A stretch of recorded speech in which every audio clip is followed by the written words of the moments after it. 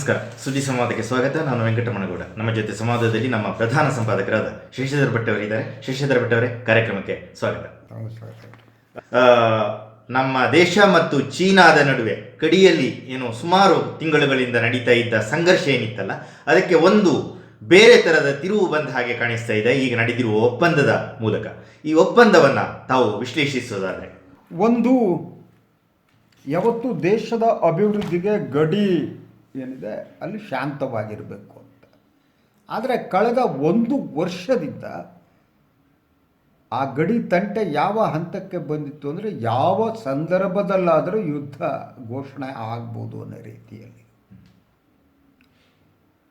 ಹಿಮಾಲಯದ ಆ ಪ್ರದೇಶದಲ್ಲಿ -°C ಇರುವಂಥ ಜಾಗದಲ್ಲಿ ನಮ್ಮ ಯೋಧರು ಆ ಗಡಿ ಕಾಯ್ದ ರೀತಿ ಇದೆಯಲ್ಲ, ಅದಕ್ಕಾಗಿ ನಾವು ಯೋಧರಿಗೆ ಭಾರತೀಯರಾಗಿ ಕೃತಜ್ಞತೆಗಳನ್ನು ಸಲ್ಲಿಸಬೇಕು. ತಮ್ಮ ಜೀವದ ಹೊಂಗು ತೊರೆದು ಅವರು ಗಡಿಯನ್ನು ಕಾದರು. ಸೊ ಈ ಮೂಲಕ ಚೀನಾಕ್ಕೆ ಹೋದ ಸಂದೇಶ ಏನಿದೆ, ಇವರನ್ನು ಮಣಿಸುವುದು ಸುಲಭ ಅಲ್ಲ ಅಂತ ಚೀನಾದವರಿಗೆ ಅನ್ನಿಸಿ 9 ಸುತ್ತಿನ ಮಾತುಕತೆಯ ನಂತರ ಈ ಒಂದು ಒಮ್ಮತಕ್ಕೆ ಬಂದಂತೆ ಕಾಣುತ್ತೆ. ಅದು ಸುದ್ದಿ ಏನಿದೆ ಅನ್ನೋದು ನಾನು ಮೊದಲು ನೋಡಿಬಿಟ್ಟು ಡಿಸ್ಕಸ್. ಪ್ಯಾಂಗಾಂಗ್ ಪ್ರದೇಶದಲ್ಲಿ ಗಸ್ತು ನಿಷೇಧಕ್ಕೆ ಭಾರತ ಚೀನಾ ಒಪ್ಪಿಗೆ. ರಾಜನಾಥ್ ಸಿಂಗ್. ಗಡಿ ಬಿಕ್ಕಟ್ಟು ಶಮನಕ್ಕೆ ಸಮ್ಮತಿ. ಭಾರತ ಚೀನಾ ಗಡಿಯಲ್ಲಿರುವ ಪೂರ್ವ ಲಡಾಖ್ನ ಪ್ಯಾಂಗಾಂಗ್ ಸರೋವರ ಪ್ರದೇಶ ಸೃಷ್ಟಿಯಾಗಿದ್ದ ಬಿಕ್ಕಟ್ಟು ಪರಿಹಾರಕ್ಕೆ ಎರಡೂ ದೇಶಗಳು ಸಹಮತಕ್ಕೆ ಬಂದಿವೆ ಅಂತ ರಕ್ಷಣಾ ಸಚಿವರು ತಿಳಿಸಿದ್ದಾರೆ. ಸೊ ಇಡೀ ಈ ಒಂದು ಒಪ್ಪಂದ ಏನು ಹೇಳುತ್ತೆ ಅಂತ, ಸೊ ಒಂದು ಬಹಳ ಸ್ಪಷ್ಟವಾಗಿ 1 ವರ್ಷದ ಹಿಂದೆ ಇರುವ ಸ್ಥಿತಿಗೆ ಎರಡೂ ಸೈನಿಕಗಳು ಹೋಗಬೇಕು. ಕೆಲವು ಪ್ರದೇಶದಲ್ಲಿ ಗಸ್ತು ತಿರುಗುವುದನ್ನು ಭಾರತ ಚೀನಾ ನಿಲ್ಲಿಸಬೇಕು ಅನ್ನುವ ತೀರ್ಮಾನಕ್ಕೂ ಬರಲಾಗಿದೆ. ಇದು ತಜ್ಞರ ಪ್ರಕಾರ ಇದು ಅಪಾಯಕಾರಿ ಅನ್ನುವ ಮಾತು ಕೂಡ ಇದೆ. ಸೊ ಇಡೀ ಗಡಿ ಪ್ರದೇಶದಲ್ಲಿ ಇದು ಪ್ಯಾಂಗಾಂಗ್ ಪ್ರದೇಶ ಒಂದು ಮಾತ್ರ. ಭಾರತ ಚೀನಾ 3000ಕ್ಕಿಂತ ಹೆಚ್ಚು ಕಿಲೋಮೀಟರ್ ಅಂತರ ಇದೆ. ಸಮಸ್ಯೆ ಎಲ್ಲ ಕಡೆಯೂ ಇದೆ. ಇದು ಮೊದಲನೇ ಹೆಜ್ಜೆ ಅಂತ ಪರಿಗಣಿಸಲಾಗಿದೆ. ಆದ್ದರಿಂದ ಮೊದಲನೇ ಹೆಜ್ಜೆಯನ್ನು ನಾವು ಸ್ವಾಗತಿಸಬಹುದು. ಒಂದು ಇದರಲ್ಲಿ ಏನಂತಾರೆ, ಈಗ ಫಿಂಗರ್ 4 ಸಮಸ್ಯೆ ಇದೆ. ಫಿಂಗರ್ 4ವರೆಗೆ ಅವ್ರು ಬಂದುಬಿಟ್ಟಿದ್ದರು. ಅವರಿಗೆ ಫಿಂಗರ್ 8 ವಾಪಸ್ ಹೋಗಬೇಕು. ಭಾರತ ಫಿಂಗರ್ 4ಇಂದ ವಾಪಸ್ ಬರಬೇಕು ಅಂತ. ಸೊ ಈ ಮೂಲಕ ಕೆಲವು ಪ್ರದೇಶದಲ್ಲಿ ಯಾವುದೇ ಗಸ್ತು ಇರಲ್ಲ, ವಿವಾದಿತ ಪ್ರದೇಶದಲ್ಲಿ. ಈ ಬಗ್ಗೆ ತಜ್ಞರು ಏನು ಹೇಳ್ತಾರೆ, ಒಂದು ಸುದ್ದಿ ಇದೆ. ರಕ್ಷಣಾ ತಜ್ಞರಲ್ಲಿ ಅನುಮಾನ ಅಂತ. ಪ್ಯಾಂಗಾಂಗ್ ಸರೋವರದ ಉತ್ತರ ದಂಡೆಯಲ್ಲಿನ ಗಸ್ತು ಚಟುವಟಿಕೆ ನಿಷೇಧದ ಪರಿಣಾಮದ ಬಗ್ಗೆ ಸೇನಾ ಕಾರ್ಯತಂತ್ರ ತಜ್ಞರಲ್ಲಿ ಪ್ರಶ್ನೆಗಳಿದ್ದರೂ ಸಂಘರ್ಷ ಶಮನವನ್ನು ಗಮನದಲ್ಲಿರಿಸಿಕೊಂಡು ಭಾರತ ಈ ನಿರ್ಧಾರಕ್ಕೆ ಬಂದಿದೆ ಅಂತ ಹೇಳಲಾಗಿದೆ. ಅಂದರೆ ಕೊಡಕೊಳ್ಳುವಿಕೆ ವ್ಯವಹಾರದಲ್ಲಿ. ಆದರೆ ಉತ್ತರ ದಂಡೆಯಲ್ಲಿ ಗಸ್ತು ಚಟುವಟಿಕೆಯನ್ನು ನಿಲ್ಲಿಸಬೇಕು ಎಂಬುದು ಚೀನಾದ ಬೇಡಿಕೆಯಾಗಿತ್ತು. ಕಳೆದ ಹಲವು ತಿಂಗಳುಗಳಲ್ಲಿ ನಡೆದ ಎಲ್ಲ ಮಾತುಕತೆಯಲ್ಲೂ ಚೀನಾ ಇದು ಪ್ರತಿಪಾದಿಸಿತ್ತು. ಚೀನಾದ ಈ ಪ್ರಸ್ತಾವವನ್ನು ಒಪ್ಪಿಕೊಳ್ಳುವುದು ಬೇಡ ಎಂಬುದು ಭಾರತೀಯ ಸೇನೆಯ ಹಿರಿಯ ಅಧಿಕಾರಿಗಳ ನಿಲುವಾಗಿತ್ತು. ಫಿಂಗರ್ 4ರಿಂದ ಫಿಂಗರ್ 8ರವರೆಗಿನ ಪೂರ್ತಿ ಪ್ರದೇಶವು ತನ್ನದು ಎಂಬ ಪ್ರತಿಪಾದನೆಗೆ ಸಮರ್ಥನೆಯಾಗಿ ಈಗಿನ ಗಸ್ತು ನಿಷೇಧವನ್ನು ಚೀನಾ ಮುಂದೆ ಬಳಸಿಕೊಳ್ಳಬಹುದು ಎಂಬ ರಕ್ಷಣಾ ಪರಿಣಿತರ ಅಭಿಪ್ರಾಯಪಟ್ಟಿದ್ದಾರೆ. ಇದು ಚೀನಾಕ್ಕೆ ಅನುಕೂಲಕರ ಎಂದು ರಕ್ಷಣಾ ವಿಶ್ಲೇಷಕ ಬ್ರಹ್ಮ ಚೆಲ್ಲಾನೆ ಹೇಳಿದ್ದಾರೆ. ಸೈನಿಕರನ್ನ ಹಿಂದಕ್ಕೆ ಕರೆಸಿಕೊಳ್ಳುವ ನಿರ್ಧಾರ ಸರೋವರದ 2 ದಂಡೆ ಪ್ರದೇಶಗಳಿಗೆ ಸೀಮಿತ ಎಂಬುದು ಚೀನಾ ಸ್ಪಷ್ಟಪಡಿಸಿದೆ. ವಾಸ್ತವ ನಿಯಂತ್ರಣ ರೇಖೆ ಇತರ ವಿವಾದಗಳಿಗೆ ಇದು ಅನ್ವಯ ಆಗುವುದಿಲ್ಲ. ಅದಲ್ಲದೆ ಈಗ ಗಸ್ತು ನಿಷೇಧ ಹೇರಿದ ಪ್ರದೇಶದಲ್ಲಿ ಭಾರತದ ವಿವಾದಾತ್ಮಕವಲ್ಲದ ಸ್ಥಳವೂ ಸೇರಿದೆ. ಭಾರತದ ಫಿಂಗರ್ 2 ಮತ್ತು 3ರ ನಡುವೆ ಇರುವ ತನ್ನದೇ ಸ್ಥಳದಿಂದಲೂ ಹಿಂದಕ್ಕೆ ಸರಿದಂತಾಗುತ್ತದೆ ಎಂದು ಚೆಲ್ಲಾನೆ ಟ್ವೀಟ್ ಮಾಡಿದ್ದಾರೆ. ಫಿಂಗರ್ 2 ಮತ್ತು 3 ಏನಿದೆ ಅದು ವಿವಾದಾತ್ಮಕ ಸ್ಥಳ ಆಗಿರಲಿಲ್ಲ. ಈಗ ನೀವು ಅಲ್ಲಿ ಗಸ್ತಿನಿಂದ ಅಲ್ಲಿ ನೀವು ಹಿಂದಕ್ಕೆ ಹೋಗ್ತಿದ್ದೀರಿ ಅಂದರೆ ನಾಳೆ ಚೀನಾ ಅದನ್ನು ಕ್ಲೇಮ್ ಮಾಡುತ್ತೆ, ಅನುಮಾನ ಬೇಕಾಗಿಲ್ಲ. ಆ ಫಿಂಗರ್ 2 to 3 ಕೂಡ ನನಗೆ ಸೇರಿದೆ ಅಂತ ಚೀನಾದು ಆಕ್ರಮಣಕಾರಿ ಮನಸ್ಥಿತಿ. ಚೀನಾ ಅದು ಮೊದಲು ಎಲ್ಲಿ ಅವರು ಲೆಕ್ಕ ಹಾಕಿತ್ತು ಅಂದರೆ, ಲೈನ್ ಆಫ್ ಕಂಟ್ರೋಲ್ ಏನಿದೆ, ವಾಸ್ತವ ನಿಯಂತ್ರಣ ರೇಖೆಯನ್ನು ಬದಲಿಸುವ ಹುನ್ನಾರ ಚೀನಾದ್ದಾಗಿತ್ತು. ಚೀನಾ ನಾನು ಏನು ಬೇಕಾದರೂ ಮಾಡಬಹುದು ಅಂತ ನಂಬಿತ್ತು. ಸೊ ನಾನು ಹಿಂಗೆ ಆಕ್ರಮಣ ಮಾಡುವ ಮೂಲಕ ನಾನು ವಾಸ್ತವ ನಿಯಂತ್ರಣ ರೇಖೆಯನ್ನು ಬದಲಿಸಬಲ್ಲೆ ಬದಲಿಸುತ್ತೇನೆ ಎನ್ನುವ ಅಹಂಕಾರ ಚೀನಾಗಿತ್ತು. ಆ ಅಹಂಕಾರ ಕುಸಿದಿದೆ. ಅದಕ್ಕೆ ಕಾರಣ ಭಾರತೀಯ ಸೈನಿಕರು ಕೆಲವು ಪ್ರದೇಶದಲ್ಲಿ ಅಡ್ವಾಂಟೇಜಸ್ ಪ್ರದೇಶದಲ್ಲಿ ಭಾರತ ಸೈನಿಕರು ಕೂಡ ನಿಲುವನ್ನು ತೆಗೆದುಕೊಂಡಿದ್ದು ಚೀನಾದ. ಆದರೆ ಈ ವಾಸ್ತವ ನಿಯಂತ್ರಣ ರೇಖೆ ಏನಿದೆ ಅದರದ್ದು ಸಮಸ್ಯೆ ಒಂದಾದರೆ ನೀವು ಈ ಸೈನ್ಯವನ್ನು ವಾಪಸ್ ಕಳೆದುಕೊಳ್ಳುವ ಪ್ರಕ್ರಿಯೆ ಏನಿದೆ ಆ ಪ್ರಕ್ರಿಯೆ ನಡೆದ ಮೇಲೆ ಚೀನಾ ಏನು ಮಾಡುತ್ತೆ? ಚೀನಾವನ್ನು ನಂಬೋದಕ್ಕೆ ಸಾಧ್ಯ ಇಲ್ಲ. ಚೀನಾದ್ದು ಆಕ್ರಮಣಶೀಲ ಪ್ರವೃತ್ತಿ ಎಂದಿಗೂ ನಂಬಿಕೆಗೆ ಅರ್ಹವಾದ ದೇಶ ಚೀನಾ ಅಲ್ಲ. ಅದು ಎಸ್ಪೆಷಲಿ ಚೀನಾ ಅಂತಾನಲ್ಲ, ಚೀನಾದ ಆಡಳಿತ, ಕಮ್ಯುನಿಸ್ಟ್ ಪಾರ್ಟಿ, ಶಿ ಜಿಂಗ್ಪಿಂಗ್ ಅಂತೂ ಇನ್ನೂ ಡೇಂಜರಸ್ ಫೆಲೋ ಅವರು. ಸೊ ಆದ್ದರಿಂದ ನೀವು ವಾಪಸ್ ಹೋದ ಮೇಲೆ ಮತ್ತೆ ಬರಲ್ಲ ಅಂತ ನಂಬೋಕ್ಕಾಗಲ್ಲ, ಬರ್ಬೋದು. ಆದರೆ ಈಗ ಇದರಲ್ಲಿ ಇನ್ನೊಂದು ಕ್ಲಾಸ್ ಸೇರಿಸಲಾಗಿದೆ. ಒಂದು, ಈ ಹಿಂದಕ್ಕೆ ತೆಗೆದುಕೊಳ್ಳೋ ಪ್ರಕ್ರಿಯೆ ಏನಿದೆಯಲ್ಲ ಅದು ಒಂದೊಂದು ಹೆಜ್ಜೆ ಮುಂದೆ ಹೋಗುವಾಗ ಅಲ್ಲಿ ವಾಸ್ತವವಾಗಿ ಪರಿಗಣಿಸಿ ವೆದರ್ ನೀವು ಹಿಂದಕ್ಕೆ ಹೋದ್ರೋ ಇಲ್ಲ ನೋಡಿ ಮುಂದಿನ ಹೆಜ್ಜೆ ಇಡಬೇಕು ಅಂತ ತೀರ್ಮಾನ. ಅದರಿಂದ ಅದನ್ನ ಚೆಕ್ ಮಾಡುವಂಥ ಒಂದು ವ್ಯವಸ್ಥೆಯನ್ನು ಇಡಲಾಗಿದೆ. ಸೊ ಈ ಲಡಾಖ್ ಪ್ರದೇಶದಲ್ಲಿ ಒಂದು ಪ್ರದೇಶದಲ್ಲಿ ಈಗ ಸಾಮಾನ್ಯ ಸ್ಥಿತಿ ಮರಳಬಹುದೇನೋ ಅನ್ನೋದಕ್ಕೆ ಭಾರತ ಕೂಡ ಇಲ್ಲಿ ಡೌನ್ ಆಗಿದೆ. ಬರೀ ಚೀನಾ ಆಗಿದೆ ಅಂತಿಲ್ಲ. ನಿನ್ನೆ ರಾಜನಾಥ್ ಸಿಂಗ್ ಅವರು ಏನು ಇದರಲ್ಲಿ ಲೋಕಸಭೆಯಲ್ಲಿ ಮಾತನಾಡಿ ಸ್ಟೇಟ್ಮೆಂಟ್ ಅತಿ ಸುದೀರ್ಘವಾದ ಹೇಳಿಕೆಯನ್ನು ರಾಜನಾಥ್ ಸಿಂಗ್ ಅವರು ಕೊಟ್ಟರು ಇದರಲ್ಲಿ ಲೋಕಸಭೆಯಲ್ಲಿ. ಸೊ ಆ ಹೇಳಿಕೆ ಭಾವನಾತ್ಮಕವಾಗಿತ್ತು. ಅದ್ರ ಬಗ್ಗೆ ಕೂಡ ನಾವು ಚರ್ಚೆ ಮಾಡೋಣ, ವಿಲ್ ಡಿಸ್ಕಸ್ ಅಬೌಟ್ ದ್ಯಾಟ್. ಅದ್ರ ಜೊತೆಗೆ ನೀವು ಅರುಣಾಚಲ್ ಪ್ರದೇಶದಲ್ಲಿ ಒಂದು ಹಳ್ಳಿನೇ ಕಟ್ಬಿಟ್ಟಿದ್ದಾರೆ ಅವಲ್ಲ, ಅದ್ರ ಬಗ್ಗೆ ಇನ್ನೂ ಮಾತುಕತೆ ಆಗಿಲ್ಲ. ಆದ್ದರಿಂದ ಕೊಡಕೊಳ್ಳಿಕ್ಕೆ ವ್ಯವಹಾರ ನಡೀಬೇಕು, ಶಾಂತಿ ತರಬೇಕು. ಆದರೆ ಇದು ಸಂಪೂರ್ಣವಾಗಿ ಭಾರತಕ್ಕೆ ಫೇವರೇಬಲ್ ಆಗಿದೆ ಅಂತ ಏನು ಈಗ ತಜ್ಞರ ಅಭಿಪ್ರಾಯದ ಪ್ರಕಾರ ಇಲ್ಲ. ಯಾಕಂದರೆ ಫಿಂಗರ್ 3-4 ಏನಿದೆ ಆ ಪ್ರದೇಶದಿಂದ ನಾವು ವಾಪಸ್ ಬರೋದು ಇಟ್ಸ್ ಡೇಂಜರಸ್ ಅಂತ. ಒಪ್ಪಂದದ ನಂತರವೂ ಈ ಚೀನಾದ ಆಕ್ರಮಣಕಾರಿ ಧೋರಣೆಯಿಂದ ಅದನ್ನು ನಂಬಲಾರದ ಸ್ಥಿತಿ ಇರುವುದರಿಂದ ದೇಶ ಮುಂದೆ ಭಾರತ ಏನು ಎಚ್ಚರ ವಹಿಸಬೇಕಾದ ಅಗತ್ಯ ಇದೆ? ಒಂದು ಬಹಳ ಮುಖ್ಯವಾಗಿ ನಿನ್ನೆ ನಾವು ಭಾವನಾತ್ಮಕವಾಗಿ ಕೂಡ ಹೇಳಿಕೆ ಕೊಡೋದಕ್ಕೆ ಆಗಲ್ಲ. ನಿನ್ನೆ ರಾಜನಾಥ್ ಸಿಂಗ್ ಅವರು ಹೇಳಿಕೆ ಕೊಡಬೇಕಾದ್ರೆ ಭಾರತದ 1 ಇಂಚು ಜಾಗವನ್ನು ನಾವು ಬಿಟ್ಟುಕೊಡಲ್ಲ ಅಂತ ಸೈನಿಕರು ಹೋರಾಟ ನಡೆತಿದ್ದಾರೆ. ಸೈನಿಕರು ಭಾರತೀಯ ಸೈನಿಕರು ಏನಿದ್ದಾರೆ ಅವರು ದೇಶಕ್ಕಾಗಿ ಹೋರಾಡ್ತಾ ಇದ್ದಾರೆ, ಸರ್ಕಾರಕ್ಕಾಗಿ ಅಲ್ಲ. ಇದು ಕಾಂಗ್ರೆಸ್ ಸರ್ಕಾರ ಹೋರಾಟ ಮಾಡಬೇಕು, BJP ಸರ್ಕಾರ ಹೋರಾಟ ಮಾಡಬೇಕು, ಈಗ ಮೋದಿ ಪ್ರೈಮ್ ಮಿನಿಸ್ಟರ್ ಆಗಿದ್ದರು, ಹಾಗಲ್ಲ. ಸೈನಿಕರು ಅವ್ರಿಗೆ ಭಾರತದ ನೆಲ ಅಂದರೆ ಅವರು ಪೂಜಿಸುವವರು. ಆದ್ದರಿಂದ -30 ಡಿಗ್ರಿ 40 ಡಿಗ್ರಿ ಇರುವಂಥ ಪ್ರದೇಶದಲ್ಲಿ ಆ ರೀತಿ ಹೋರಾಟ ನಡೆಸೋದಿದೆಯಲ್ಲ, ನಾಯಕತ್ವದ ಬೆಂಬಲ ಬೇಕು ಅನ್ನೋದು ನಿಜ. ಯು ಗೋ ಹೆಡ್ ಅನ್ನೋ ಬೆಂಬಲ ಬೇಕು. ಆ ನಾಯಕತ್ವವನ್ನು ಅಂಥ ಒಂದು ಬೆಂಬಲವನ್ನು ಮೋದಿ ಸರ್ಕಾರ ಕೊಟ್ಟಿರ್ಬೋದು. ಐ ಡೋಂಟ್ ಡಿನೈ ದ್ಯಾಟ್, ಅದನ್ನು ಸುಳ್ಳು ಅಂತ ಹೇಳಿದ್ದಾರೆ. ಸ್ಟ್ರಾಂಗ್ ಆದ ಒಂದು ಇದನ್ನು ಮೋದಿ ಸರ್ಕಾರ ತಗೊಂಡಿದೆ, ಸ್ಟ್ಯಾಂಡ್ ತಗೊಂಡಿದೆ. ಸೊ ಎಲ್ಲೂ ಬಜ್ಜಾಗಿಲ್ಲ, ಒತ್ತಡಕ್ಕೆ ಮಾಡೋದಿಲ್ಲ. ನೀವು ಅಂದರೆ 10 ಅಂದರೆ 20 ಅಂತ ಹೇಳಿದ್ದಾರೆ, ಅದಕ್ಕೆ ನಾವು ಶ್ಲಾಘಿಸಬೇಕು. ಆದರೆ ಅಷ್ಟಲ್ಲ, ಅವ್ರು ಕ್ಲೇಮ್ ಮಾಡ್ಕೊಳ್ಳೋ ಹಾಗೆ 1 ಇಂಚು ಜಾಗವನ್ನು ನಾವು ಬಿಟ್ಟುಕೊಡಲ್ಲ ಅಂತೇನು ಭಾವನಾತ್ಮಕವಾಗಿ ಹೇಳಿದ್ರು, ಅದನ್ನು ವರ್ಕೌಟ್ ಆಗಲ್ಲ. ಯಾಕೆಂದರೆ ಈ 3000 ಚಿಲ್ಲರೆ ಕಿಲೋಮೀಟರ್ ದೂರದ ಅಂತರದಲ್ಲಿ ಹಲವು ಪ್ರದೇಶದಲ್ಲಿ ಚೀನಾ ಒಳಕ್ಕೆ ನುಗ್ಗಿಬಿಟ್ಟಿದೆ. ಅರುಣಾಚಲ್ ಪ್ರದೇಶದ ಒಳಗೆ ಬಂದು ಒಂದು ಗ್ರಾಮವನ್ನೇ ನಿರ್ಮಿಸಿ ಇರುವಂಥದ್ದು. ಅರುಣಾಚಲ ಪ್ರದೇಶನ ಕೇಳ್ತಾ ಹೋಗುತ್ತೆ ಚೀನಾದ ಪ್ರಕಾರ ಇಡೀ ಲಡಾಖ್ ಏನಿದೆ ಅದು ಟಿಬೆಟ್ ಪ್ರಾವಿನ್ಸಿಗೆ ಸೇರಿದ್ದು ಅಂತ. ಆದ್ದರಿಂದ ತಮಗೆ ಬರಬೇಕು, ಟಿಬೆಟ್ ಆಕ್ರಮಣ ಮಾಡಾಗಿದೆ, ಮುಂದೆ ಆಕ್ರಮಣ ಲಡಾಖ್ ಆಕ್ರಮಣ ಮಾಡಬೇಕು ಅಂತ. ಸೊ ಲಡಾಖ್ ಒಂದು ಕಾಲದಲ್ಲಿ ಟಿಬೆಟ್ ಏನಿದೆ ಟಿಬೆಟ್ ಪ್ರಾಂತ್ಯದ ಭಾಗ ಆಗಿದ್ದು ನಿಜ. ಆದರೆ ಟಿಬೆಟೇ ಕಬಳಿಸಿದ್ದು ಸ್ವತಂತ್ರ ರಾಜ್ಯ ಅಲ್ವಾ. ಅದಾದಮೇಲೆ ಈ ಪ್ರದೇಶ, but China is playing that. ಆದರೆ ಭಾಳ ಸ್ಪಷ್ಟವಾಗಿ ಇವರಿಗಿರಬೇಕಾದ ಜಾಗರೂಕತೆ. ಚೀನಾ ನಾಯಕತ್ವ ಏನೋ ಈಗ ಒಂದು ಮಾತುಕತೆ ಮಾಡಿ ಬಗೆಹರಿಸ್ಕೊಳ್ಳೋದು ಬಂತು ಅಂತ ನಂಬಿದರೆ ಹೊಡೆಸ್ಕೊಂಡ್ರು ಅಂತ ಲೆಕ್ಕ. ಚೀನಾ ಅದನ್ನು ಮಾಡ್ತಾ ಬಂದಿದೆ, ಅದು ನೆಹರೂಗೂ ಗೂಟ ಹೊಡೆದಿದೆ.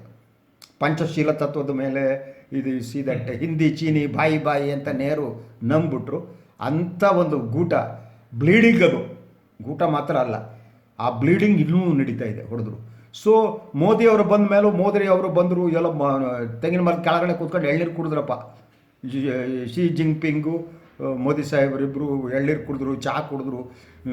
ಇದಕ್ಕೆ ಚೆನ್ನೈಗೆ ಬಂದುಬಿಟ್ಟು ಮೋದಿ ಸಾಹೇಬರು ಅಡಪಂಜ ಉಟ್ಕೊಂಡ್ರು, ಅವನ ಅದೇ ಪ್ಯಾಂಟೇ ಹಾಕ್ಕೊಂಡಿದ್ರು. ಶಿ ಜಿನ್ಪಿಂಗು ಇಬ್ಬರು ಮೆರವಣಿಗೆ ಮಾಡಿದ್ರು.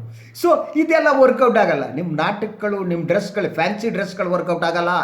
ಇದನ್ನು ಈ ಪ್ರಭುತ್ವ ತಿಳ್ಕೊಬೇಕು.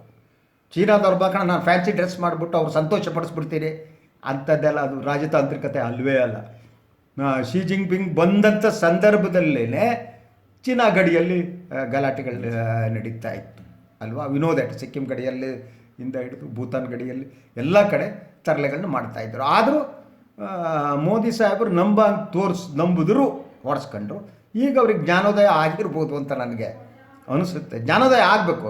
ಭಾರತ ಪ್ರಧಾನಿ ನಾವು ವ್ಯಂಗ್ಯವಾಗಿ ಮಾತಾಡಿದ್ರು ಕೂಡ ನಮಗೂ ಈ ನೆಲದ ಬಗ್ಗೆ, ಈ ದೇಶದ ಬಗ್ಗೆ ಪ್ರೀತಿ ಇದೆ. ಇದು ನಮ್ಮ ದೇಶ, ಚೀನಾವನ್ನು ಖಂಡಿಸಲೇಬೇಕು. ಚೀನಾದ ಆಕ್ರಮಣಶೀಲ ಪ್ರವೃತ್ತಿಯನ್ನು ಖಂಡಿಸಲೇಬೇಕಾಗಿದೆ. ಅಯೋಗ್ಯತನದ ಪರಮಾವಧಿ ನೀವು ಕೊಟ್ಬಿಟ್ರೆ ಅವ್ರು ಇಲ್ಲಿ ಇಂಡಿಯಾದ ಅರ್ಧದವರೆಗೆ ಬರ್ತಾರೆ. ಎಲ್ಲ ಕಡೆ ಅದೇ ಕೆಲಸ ಮಾಡ್ತಿದ್ದಾರೆ. ಸೌತ್ ಚೀನಾ ಸೀದಲ್ಲಿ ಅದೇ ಕೆಲಸ ಮಾಡ್ತಿದ್ದಾರೆ. ಹಾಂಗ್ಕಾಂಗ್ನಲ್ಲಿ ಏನಾಗಿದೆ ಅನ್ನೋದು ಗೊತ್ತಿದೆ. ಫಿಲಿಪೈನ್ಸ್ ಜೊತೆಗೆ ಇದೇ ತರಲೆ ನನ್ನ ಮಕ್ಕಳದ್ದು. ಜಪಾನ್ ಜೊತೆಗೆ ಗಲಾಟೆ. ಎಲ್ಲ ಕಡೆ ಆಕ್ರಮಣಶೀಲ ಪ್ರವೃತ್ತಿಯಿಂದ ಎಲ್ಲವನ್ನು ಕಬಳಿಸುವ ಒಂದು ಯತ್ನವನ್ನು ಚೀನಾ ಮಾಡ್ತಿದೆ. ಬಟ್ ಈ ಬೆಳವಣಿಗೆ ನನಗೆ ಅನ್ನಿಸುವ ಹಾಗೆ ಸ್ವಲ್ಪ ಮಟ್ಟಿಗೆ ಪ್ಯಾಂಗಾಂಗ್ ಸರೋವರದಲ್ಲಿ ಹೇಳ್ತಾರೆ 3 ಪಾಯಿಂಟ್ಗಳು ನೋಡಿ. ಪ್ಯಾಂಗಾಂಗ್ ಸರೋವರದ ಉತ್ತರ ದಂಡೆಯಲ್ಲಿ ಎಲ್ಲ ಸೇನಾ ಚಟುವಟಿಕೆ ಸ್ಥಗಿತ ಅಂತಾರೆ. ಹಿಂದಿನಿಂದಲೂ ಗಸ್ತು ನಡೆಸಿದ ಸ್ಥಳಗಳಲ್ಲಿಯೂ ಗಸ್ತು ಇರುವುದಿಲ್ಲ. ಇದು ಒಪ್ಕೋಬಹುದೇ ಅನ್ನೋದು ವಿವಾದಾತ್ಮಕ ಆಗಿದೆ. ರಕ್ಷಣಾ ತಜ್ಞರಲ್ಲೇ ಭಿನ್ನಮತ ಇದೆ. ಇತಿಹಾಸ ಹೇಳ್ತೇನೆ, ಚೀನಾ ನಂಬಿದರೂ ಓಡಿಸ್ಕೊಂಡ್ರಿ ಅಂತ. ಇನ್ನು ಸರೋವರ ಪ್ರದೇಶದಿಂದ ಯೋಧರು ಹಿಂದಕ್ಕೆ ಸರಿದ 48 ಗಂಟೆಗಳಲ್ಲಿ ಹಿರಿಯ ಕಮಾಂಡರ್ ಮಟ್ಟದ ಮಾತುಕತೆ ನಡಿಬೇಕು, ಹಿಂದಕ್ಕೆ ಹೋಯ್ತು ಇಲ್ವೋ ಅಂತ. ಸೊ ಈ ಪ್ರಮುಖ ಅಂಶಗಳೇನಿದೆ ಅದರ ಜೊತೆಗೆ ಟ್ಯಾಂಕ್ಗಳನ್ನು ಹಿಂದಕ್ಕೆ ತಗೋತಿದ್ದಾರೆ. ಒಂದು ಎಷ್ಟು ಹತ್ರ ಬಂದುಬಿಟ್ಟಿತ್ತು ಅಂದರೆ ಭಾರತ ಮತ್ತು ಚೀನಾದ ಟ್ಯಾಂಕ್ಗಳು 100 ಮೀಟ್ರ್ ಹತ್ತಿರ ಬಂದುಬಿಟ್ಟಿದ್ದು. ಯಾವ ಮೂಮೆಂಟಿಗೆ ಏನು ಬೇಕಾದರೂ ಆಗ್ಬೋದಾಗಿತ್ತು. ಸೊ ಇಡೀ ವರ್ಲ್ಡು ಇದಾಗಿ ಹೋಗ್ಬಿಟ್ಟಿತ್ತು, ಅಷ್ಟು ಹತ್ತಿರದ ಬಂತು. ಈ ಟ್ಯಾಂಕ್ಗಳು ಹಿಂದಕ್ಕೆ ಹೋಗುತ್ತೆ ಅಂತ ಸುದ್ದಿ ಇದೆ. ವಿವಾದಾತ್ಮಕ ಪ್ರದೇಶದಿಂದ ಟ್ಯಾಂಕ್ಗಳು ಹಿಂದಕ್ಕೆ ಸರಿಯುತ್ತಿರುವ ವಿಡಿಯೋವನ್ನು ಭಾರತೀಯ ಸೇನೆ ಬಿಡುಗಡೆ ಮಾಡಿದೆ. ಸಂಘರ್ಷದ ಸ್ಥಳದಿಂದ ಟ್ಯಾಂಕ್ಗಳು ಮತ್ತು ಇತರ ಸಶಸ್ತ್ರ ವಾಹನಗಳ ವಾಪಸಾತಿ ಕೊನೆಯ ಹಂತಕ್ಕೆ ಬಂದಿದೆ. ಸೈನಿಕರನ್ನ ಹಿಂದಕ್ಕೆ ಕರೆಸಿಕೊಳ್ಳುವ ಪ್ರಕ್ರಿಯೆ ನಡೆಯುತ್ತಿದ್ದು ಅಧಿಕೃತ ಮೂಲ ತಿಳಿಸಿದೆ. ಸಮಸ್ಯೆ ಇರೋದಿಲ್ಲ. ನೀವೆಲ್ಲ ಟ್ಯಾಂಕ್ಗಳನ್ನು ಎಲ್ಲ ಹಿಂದಕ್ಕೆ ತಗೊಂಡ್ರಿ. ಇಲ್ಲಿ ಸಮಸ್ಯೆ ಇರೋದೇನು ಗೊತ್ತಾ, ಚೀನಾದ ಕಡೆ ಸ್ವಲ್ಪ ಪ್ಲೇಟೋ ಆದ ಸಮತಟ್ಟಾದ ಜಾಗ ಇದೆ, ನಾವು ಹತ್ತು ಹೋಗಬೇಕು.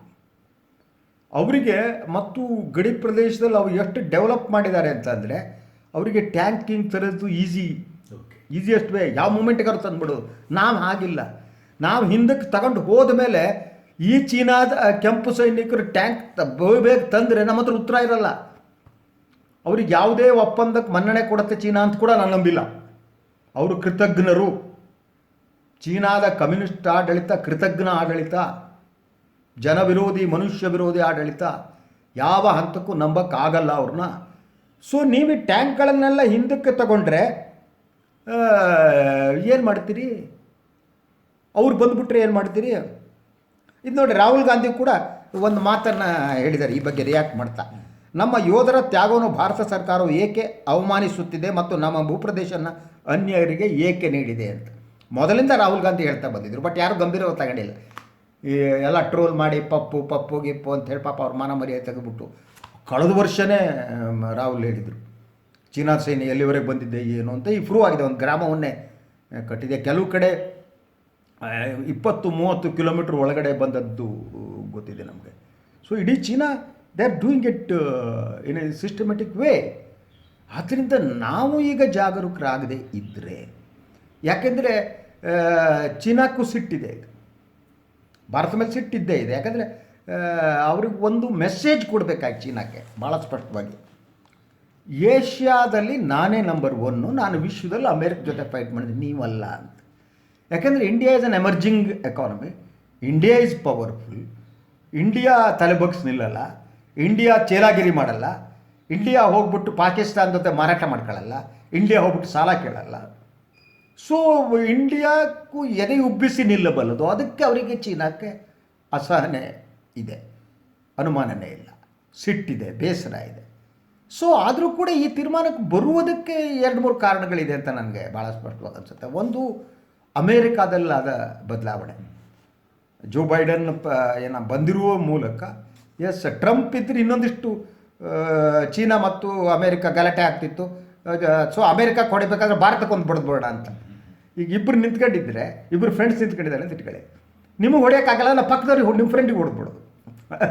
ಆ ರೀತಿ ಸ್ಟ್ರಾಟಜಿಯನ್ನು ಚೀನಾ ಅಡಾಪ್ಟ್ ಮಾಡ್ಕೊಂಡಿತ್ತು. ಬಟ್ ಜೋ ಬೈಡನ್ ಬಂದರಿಂದ ಒಂದು ಪರಿಸ್ಥಿತಿ ಸುಧಾರಿಸಿದ್ದು. ಎರಡನೇದಾಗಿ, whatever it may be, ಆರ್ಥಿಕ ಸ್ಥಿತಿಯಲ್ಲಿ ಕೆಲವು ಆ್ಯಪ್ಸ್ಗಳನ್ನು ಭಾರತ ಬಂದ್ ಮಾಡಿದ್ದು. Economically they did it.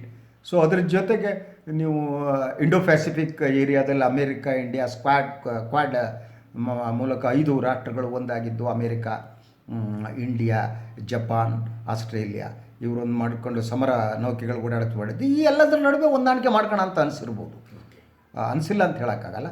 ಆದರೆ ಈ ಒಪ್ಪಂದವನ್ನು ಇದು ಅನುಷ್ಠಾನಕ್ಕೆ ಬಂದೇ ಬರುತ್ತೆ ಅಂತ ಚೀನಾದ ದೃಷ್ಟಿಯಿಂದ ಇಂಡಿಯಾದವ್ರು ಮಾಡ್ತಾರೆ, ನನಗೆ ನಂಬೋದು ಕಷ್ಟ. ಭಾರತದ ಮೇಲೆ ಚೀನಾ ತಾನೇ ದಾಳಿ ಮಾಡುವ ಸ್ಥಿತಿಯಲ್ಲಿದೆಯಾ, ಅಂದರೆ ಬಂದು ಬಿಡುತ್ತಾ, ಅಥವಾ ಇದೊಂದು ಬೆದರಿಕೆ ರೀತಿಯ ತಂತ್ರವಾಗಿ, ಒಂದು ಒತ್ತಡ ಹೇರುವ ತಂತ್ರವಾಗಿ ಇದನ್ನ ಮಾಡ್ತಾ ಇದೆಯಾ ಚೀನಾ?